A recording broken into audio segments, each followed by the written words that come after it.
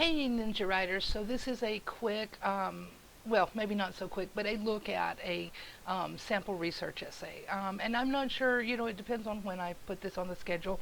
You may be writing this before we've even started doing much of anything.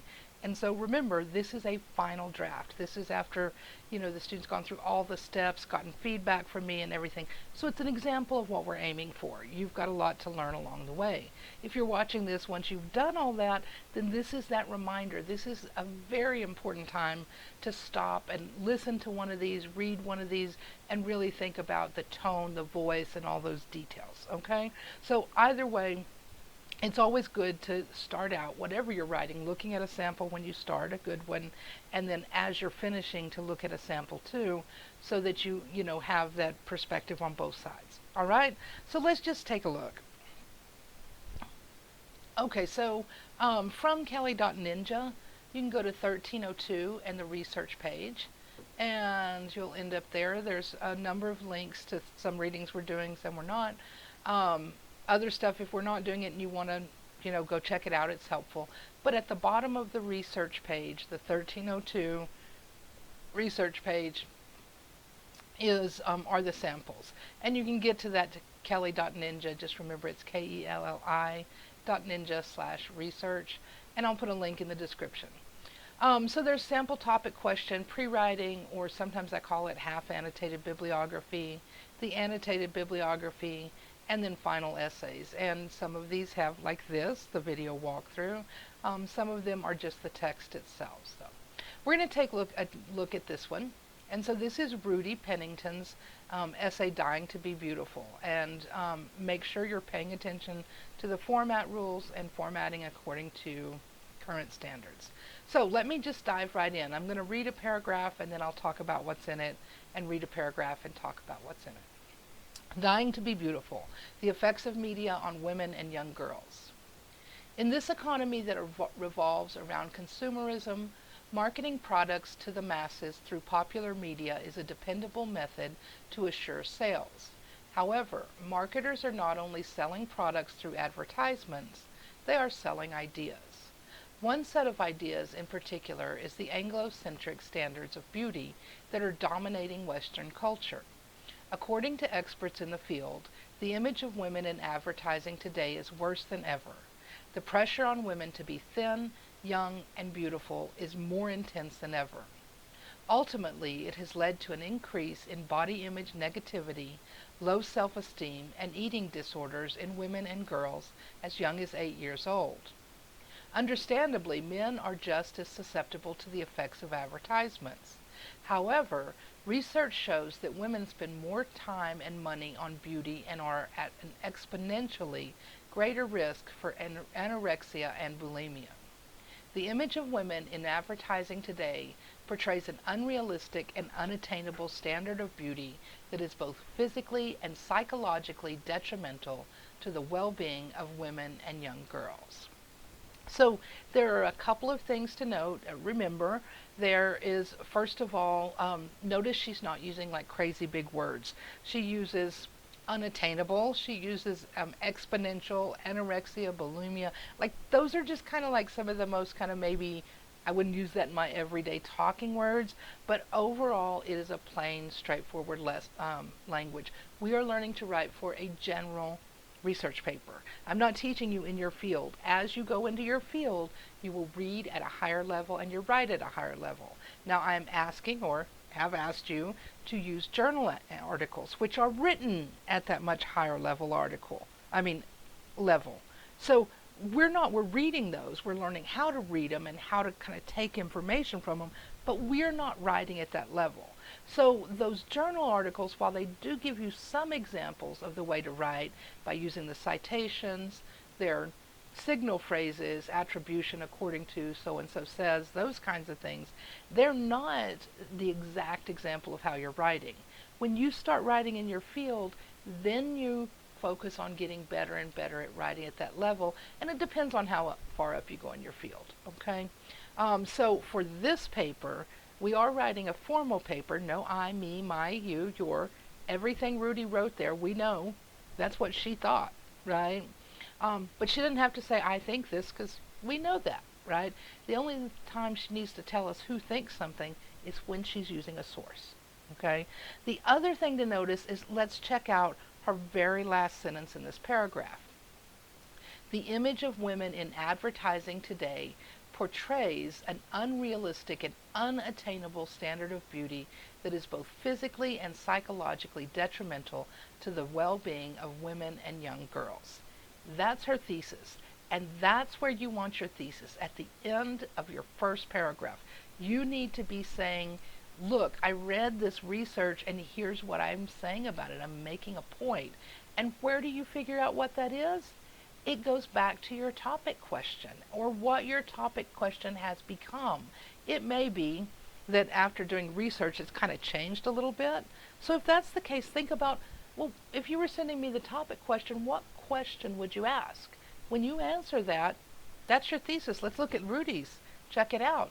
Her question, the one she chose to go with, was how are today's extreme beauty standards physically and psychologically harming young girls and women? And her thesis, that it's unrealistic, unattainable, it's both physically and psychologically detrimental to their well-being. So unrealistic, unattainable, detrimental to well-being, that directly answers that question, right? Now again, yours may have changed a little bit because your research led you on a different path. If you're just starting this, you've got to be flexible. You may do some research and find a different path. But in the end, you ask yourself, what's my core question here? It may be the same, it may be different. Get that answer at the end of your first paragraph. As you go through, all your other paragraphs should be supporting it.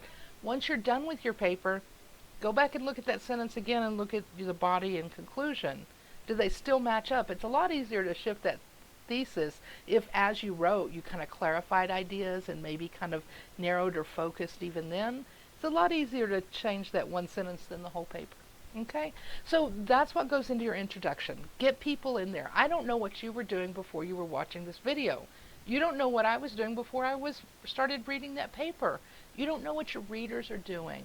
So you want to get them in. What's the topic? Get them into that space overall, and then give them that thesis. And then the rest of it is all about, hey, here's this stuff I researched. I'm going to share it with you, and which in our annotated bibliography, whether you were on the way to that or you've already done it, that's where you just explained informative, here's what my research says, but now you're adding in, here's what I think of it, right? Okay, let's take a look at another paragraph.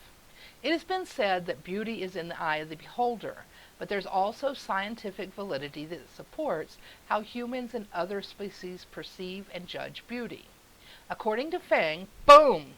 Remember when we looked at that citation video? And for those of you who haven't yet, we're going to.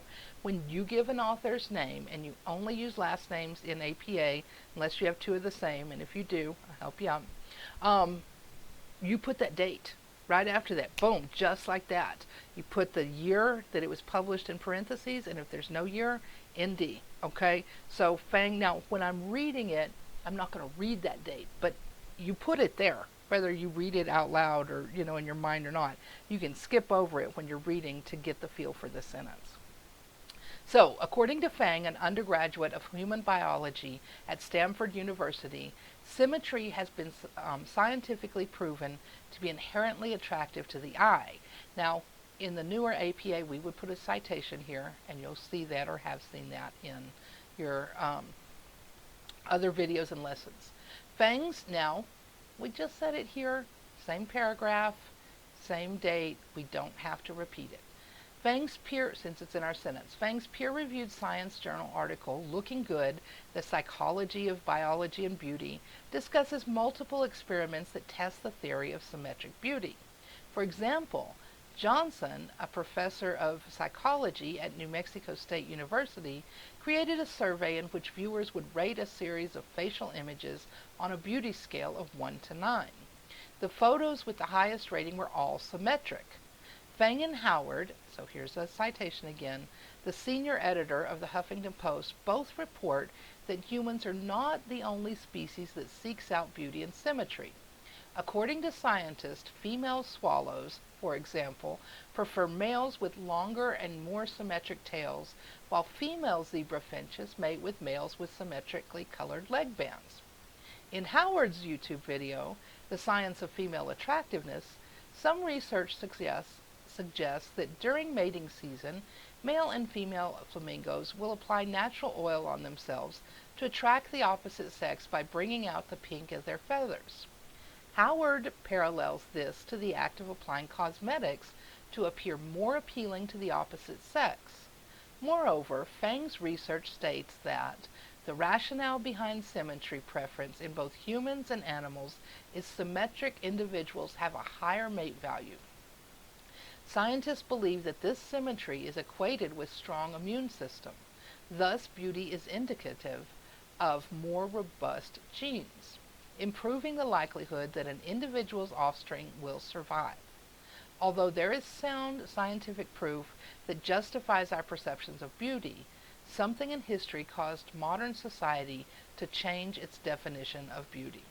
So here, this paragraph is basically kind of giving a background of, here she says, it has been said beauty's in the eye of the beholder, but there's scientific validity that supports how humans and other species judge it.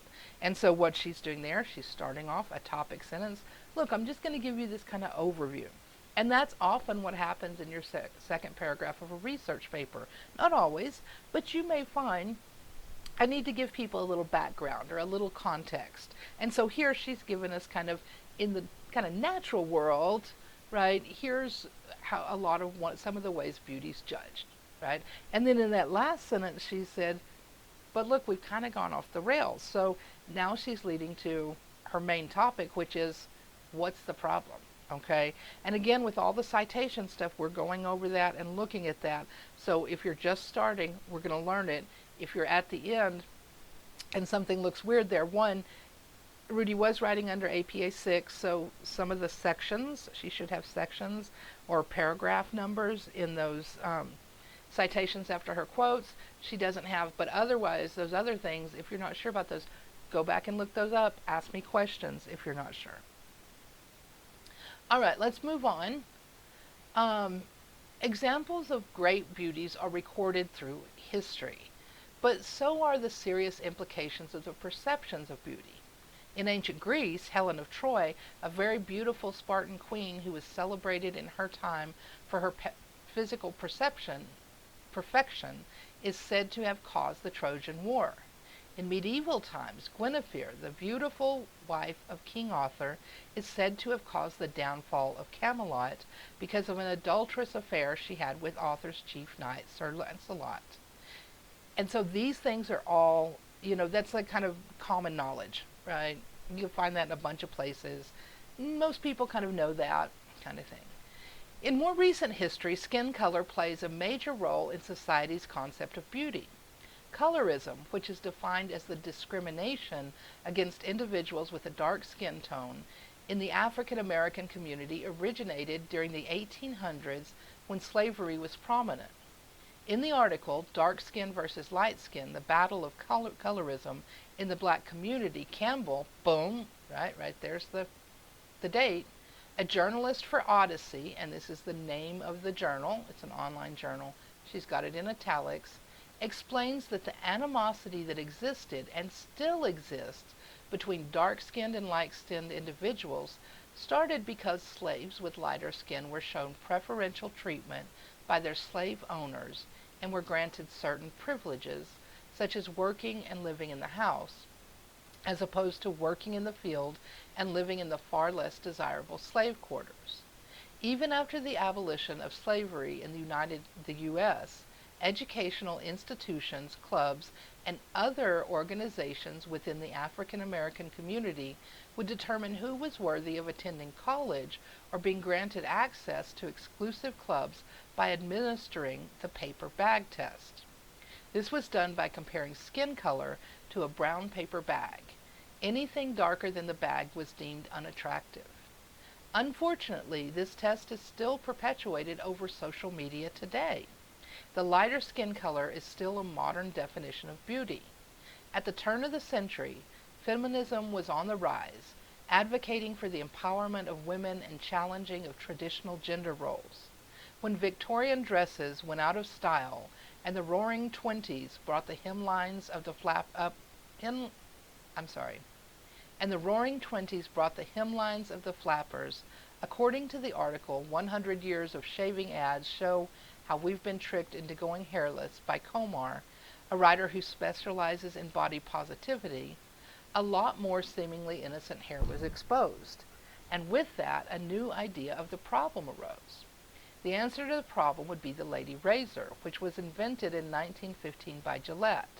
In 1922, women's magazines began to run hair removal ads, exploiting women's fears and insecurities.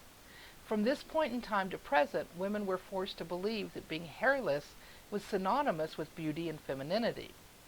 Aggressive marketing aimed at women has culminated since the 1930s, and now advertisements are extremely sexually suggestive and put forward the notion that a woman should make her body as attractive for a man as possible. So she's covering a lot of ground in this paragraph, and it might be one that, looking back on it now, might really work better in two paragraphs. But she does go over, she starts with kind of there were great beauties throughout history, but then she's talking about skin color playing a role, and moves into this point where she talks about in advertising, especially like this with the paper bag test. And I would hope, since Rudy wrote this, which was in 2016, it has changed some. I mean, the struggle is still very real. But, and how that moved into that modern version of beauty. And then with that, this, idea that women needed to be hairless, that kind of thing. So this is kind of what she's really pointing to a lot is the media. And so, yeah, is it perfect? No. Is it good? Yeah, right. And you'll see everything. Go read, papers you wrote 2 years ago. I look at stuff I did 2 years ago and I'm horrified. I'm like, oh my gosh, I should have put a paragraph there. So yeah, would this probably be better in kind of two paragraphs? One about kind of the struggle of African Americans then and people of color. So, that judgment based on lightness or darkness of skin color. And then saying, that continues to be a problem and is made worse by the media, which has changed over the years too. And then she could have that. So she'd have two kind of history of the media. And so as you're thinking about looking toward researching, these are the kinds of things you want to research. You're researching the kind of bigger issues and what the experts say. And you're also looking at maybe, do I need a little bit of history or not? And that depends on everybody's topic. Some people will, some people won't. All right. Then she moves into, so here we go, we're moving into the media. Because of tools like Photoshop, women are constantly faced with unrealistic and unattainable beauty standards. Thus, according to experts like Kilborn, boom, there's that date, the image of women in advertising is worse than ever before. Kilborn, we're using the name in the sentence, and same article, so we can skip it once we've said it once, who is internationally recognized for her groundbreaking work on the image of women in advertising, states in her lecture, The Dangerous Ways Ads See Women, that the obsession with thinness is worse than ever because of programs like Photoshop. One striking image in her lecture features a model that was digitally altered to be so skinny that her head was larger than her pelvis. This, Kilborn states, is an anatomical impossibility. Another expert in this field, Eglin, 2013, who is a psychologist and body image researcher at Northwestern University, has coined the term beauty sickness, which is defined as an obsession with appearance, a persistent lack of self-satisfaction with body image, and a strong and relentless drive to achieve beauty, as it is defined by American society. In her lecture, An Epidemic of Beauty Sickness, Elgin states that it's impossible to engage with the world while chronically monitoring one's body appearance. When you are beauty sick, you cannot engage with the world because between you and the world is a mirror, and it's a mirror that travels with you everywhere. You can't seem to put it down. Besides the altering of body size, Photoshop has been used to lighten skin tone of people of color. Kilborn states after applying another photo example, I'm sorry, Kilborn states after displaying another photo example of a woman's vaginal area that was cut off to accentuate the dreaded thigh gap, that the images advertisements construct are impossible standards for everyone and anyone to achieve, but they are particularly impossible for women of color, who are considered beautiful only insofar as they resemble the white ideal: light skin, straight hair, Caucasian features, round eyes. As a result, some people of color have resorted to toxic skin bleaching creams to lighten their skin and ultimately remove the melanin. They do this to fit into society's definition of beauty, no matter the cost to their health. And so here, this is a paraphrase, and so she's got that citation there. The argument that women are smart enough not to be affected by images in the media is brought up constantly and has been proven valid, but it does not change the fact that most women who see these unrealistic images feel negatively toward their own bodies. And so you can see in that paragraph she's given a number of different sources. Eglin and Kilburn are both TED Talks, and so under the new APA she should have the timestamp here, so that's what we're working under, so you want to make sure and get that in. But you don't just have to use one source per paragraph. She gives Eglin, she gives Kilborn. They're both talking about these unrealistic images, as is Campbell, so she's using that information, but she makes sure to connect it, in the end, and say, what is her point, right? Not just what all these researchers say, but what's Rudy saying? Look, I read all this, and here's how I see this fitting in, okay? And then she moves on. We've got another topic sentence. Grown women may have the presence of mind to see an extremely altered photograph and determine the standards put forth are unrealistic and unattainable, but adolescent girls may not know better. So now we can say, yeah, every grown woman should know that. And even though we do, it's still hard to see it so often. But, and this is more and more true for men, right? More and more true. But now she's looking at, because part of her question was really about young girls. So you can see how she's just like, as she goes on, each paragraph is getting more and more specific. She starts with this overall kind of what's the idea of beauty in terms of just species, right? And then kind of, wait, what happened back in the day? Don't put that in your paper. Don't write back in the day. Okay, don't write nowadays. Just write now. Okay, it's more formal. No I, me, my. Yeah, none of that stuff is too informal. And then she goes to, that paper test, the, started shaving, and then she moves into Photoshop, where she's clearly here and says, okay, yeah, we can establish that most grown women should be able to look at that and say, look, that's not realistic.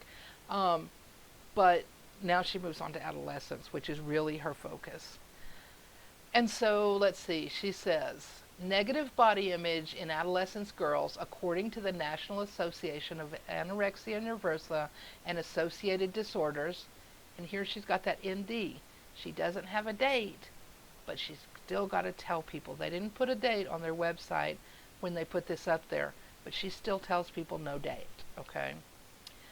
So negative body image is largely caused by images in the media. In a study conducted on fifth grade 10-year-old girls, more than half of the group told researchers they felt dissatisfied with their own bodies after watching a music video featuring Britney Spears. Another study reports that by the age of 13, 53% of American girls are unhappy with their bodies. This grows to 78% by the time girls reach 17.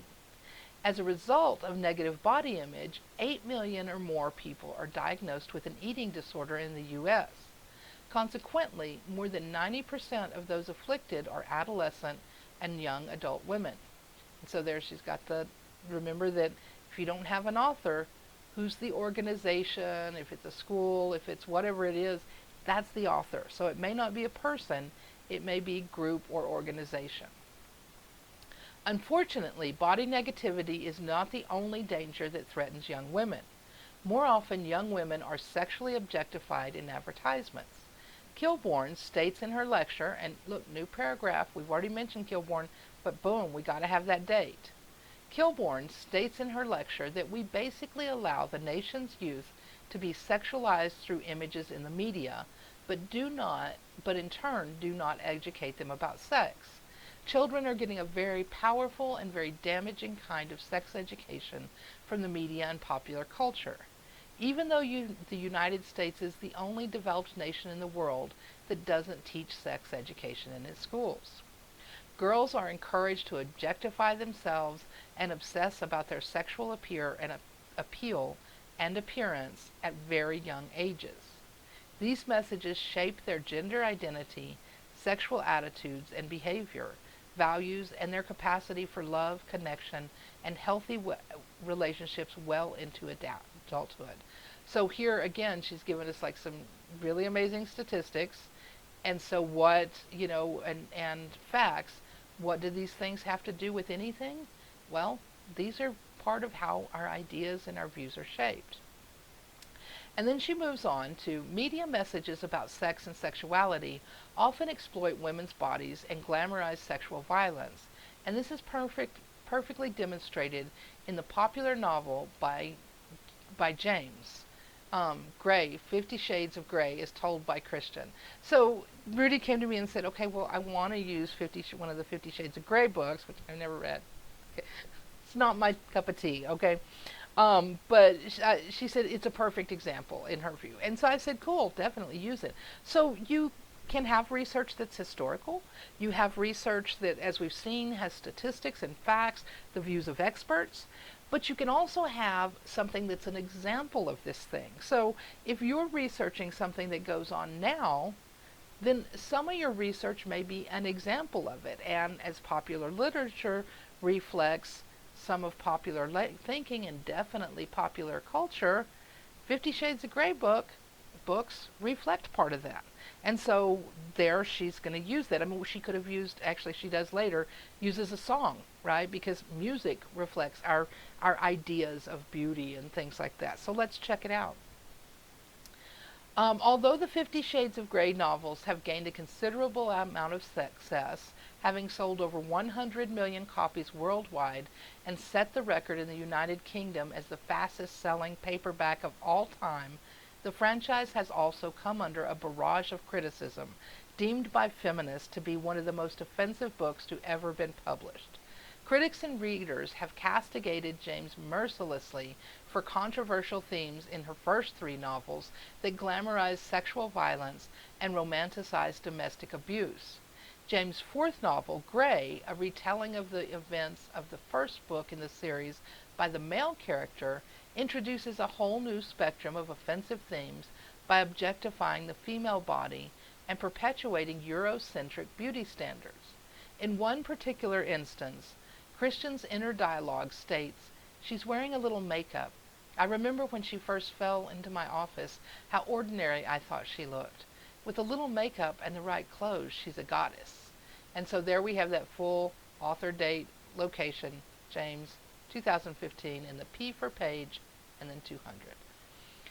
Now she's given, again, notice when she gives quotes, it's the quote, or she paraphrases, gives a statistic, always afterwards you want to talk about what does this show or what does it mean.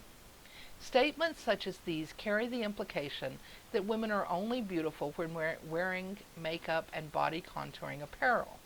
Another notion that is frequently suggested is the beauty of the female character's pale skin. Eurocentric features are typically described as pale or white skin, long flowing, usually light-colored hair, light-colored eyes, a long straight nose, small face, and a slight thin body. James encompasses these ideas and applies them to her main character, alienating the large majority of her audience. So there's a good example from a book. Now she's going to move on and talks about social media. The development of social media in the past decade has radically changed the way society connects with one another. So again, a good clear topic sentence that just provides that, okay, now I'm going to talk about this new topic. However, a new set of trends called the skinny body challenges have been a cause for concern in recent years. There are countless variations of these challenges circulating throughout the internet. But the article, Why the Skinny Body Challenges Are Harmful, examines the most common 3 challenges. Sasso, well, there's that date, a journalist for Odyssey, explains that the belly button challenge is done by attempting to wrap your arm around the back of your waist and touching your belly button. I'm trying it right now. It doesn't work. This challenge in particular has more correlation with flexibility than it does with thinness. The collarbone challenge is done by balancing as many coins as you can fit on your protruding collarbone. Lastly, the iPhone challenge is accomplished by putting your iPhone across your knees to cover them. If the phone covers both knees, then you pass the skinny challenge.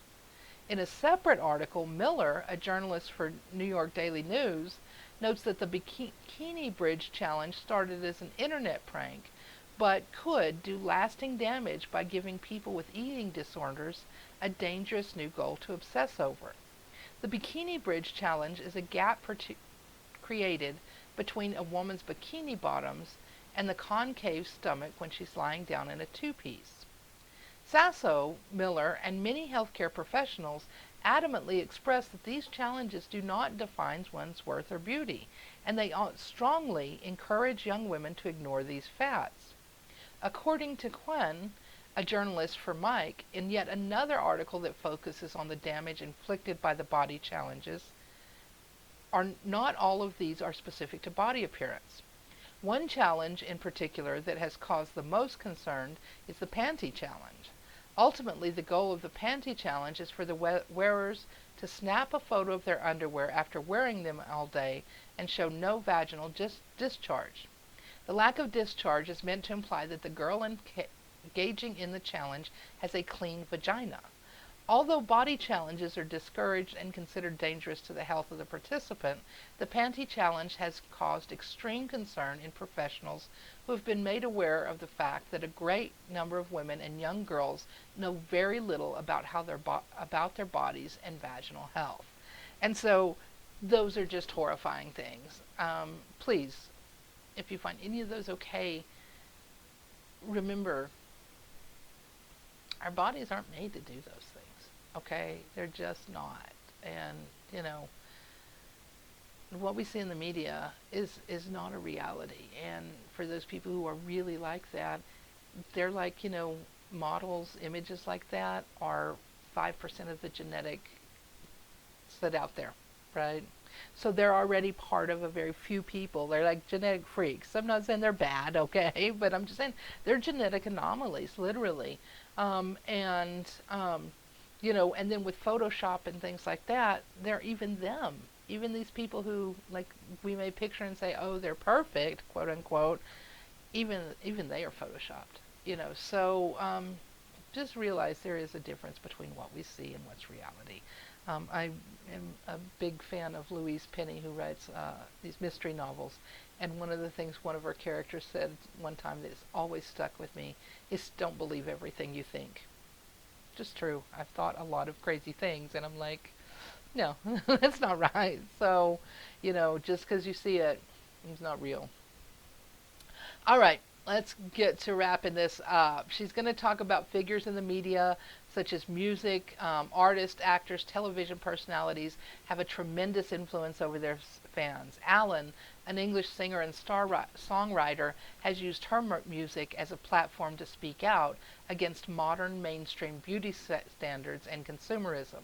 Alan's lead single, The Fear, off her second studio album, It's Not You, It's Me, has been discussed and criticized for the themes the song incorporates, such as the postmodern condition. The first 2 lines of lyrics, I want to be rich and I want lots of money. I don't care about clever, I don't care about funny, can be misinterpreted if the listener is not aware that Alan is exemplifying satire.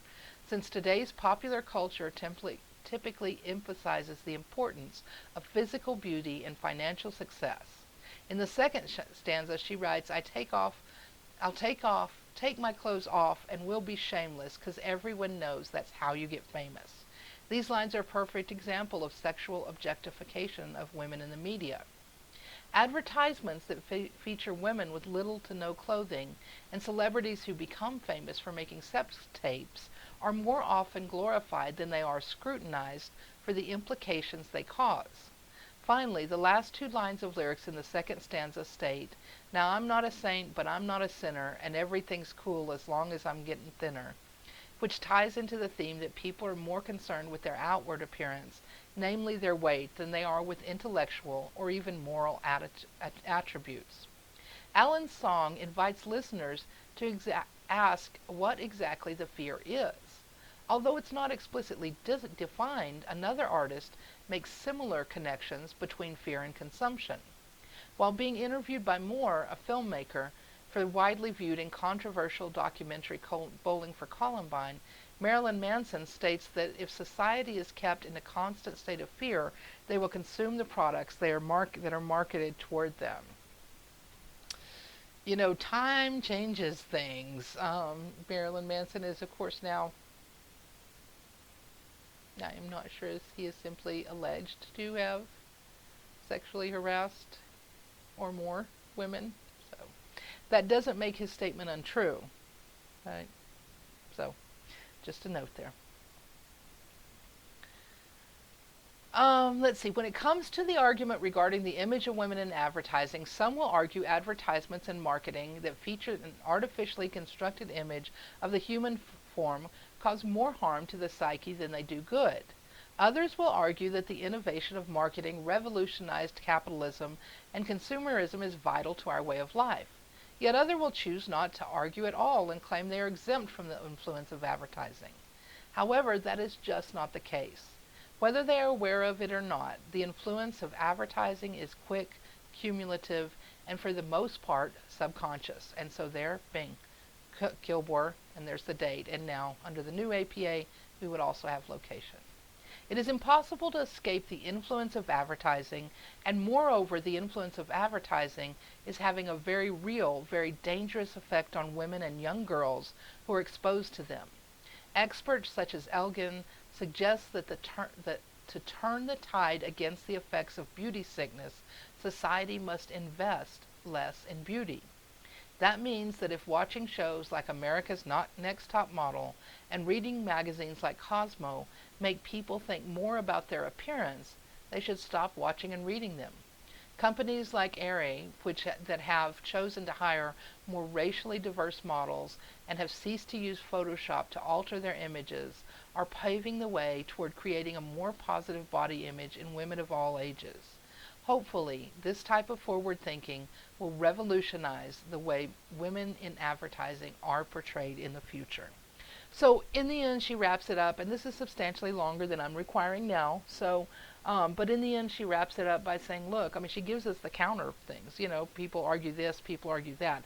If there's a kind of bigger opposing argument, then you might want to dedicate a paragraph or two and explain why it doesn't make sense or what parts of it do, because it's not always that once you really look at opposing argument, you may find there's actually some, good things there. But then you can say, wait, but this other stuff, not so much. So it's not always totally yes or no.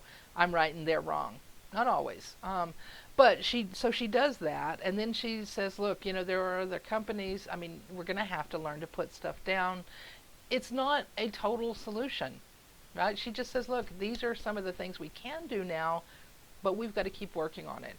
And for most of your papers, most of your issues, most of the things you're talking about, there's not a solution. There's what can we do right now and what can we start thinking about doing in the future. And that's kind of key. And then, of course, she's going to have her citations. So anything, any source she used in the essay should be listed here. If it is listed here, we should be able to find it in the essay. If we can't find it, oh wait, hold on, watch this. Copy. I'm doing Control F to find. Oops. I wanted to do Control V to paste and then Control F to find, right? See, there's two. There it is in the paper. When you do your research paper, that's actually one of the ways I see if you've actually cited all of your sources. As I go and I do a copy, and then I go to find and I say, okay, can we find that one? Yep, look, 4 instances. And then I look, oh, there's citation, okay, right? I mean, I read the paper, but it's a good way to double check. So, again, these samples are at the bottom of the kelli.ninja research page, kelli.ninja/research, and take a look at them. You can also, read the text yourself. Think about overall how that comes together. Remember, what makes formal language? Get rid of the I, me, my. Rudy didn't use a lot of big language, but she just didn't have I, me, my. She didn't have you. No you. Okay. You cite. You use your signal phrases according to so and so says, and then give that credibility. So and so, a professor of this, or an expert in media studies. Right. The first time you mention someone, those things make your paper have that formal tone. They make you sound smarter than you are. And I already know you're smart because you're here with a ninja, right? So keep it in mind. Think about it as you move on through learning how to do all this stuff. Or if you've already done it, think back on it, look at these things and look at yours and say, okay, go through, look for those used, those personal pronouns, get rid of those, make sure you've cited. Everybody that's mentioned in your paper is on your references, that kind of stuff. Okay? All right, enough words. That's all I got. Take care and just keep on keeping on.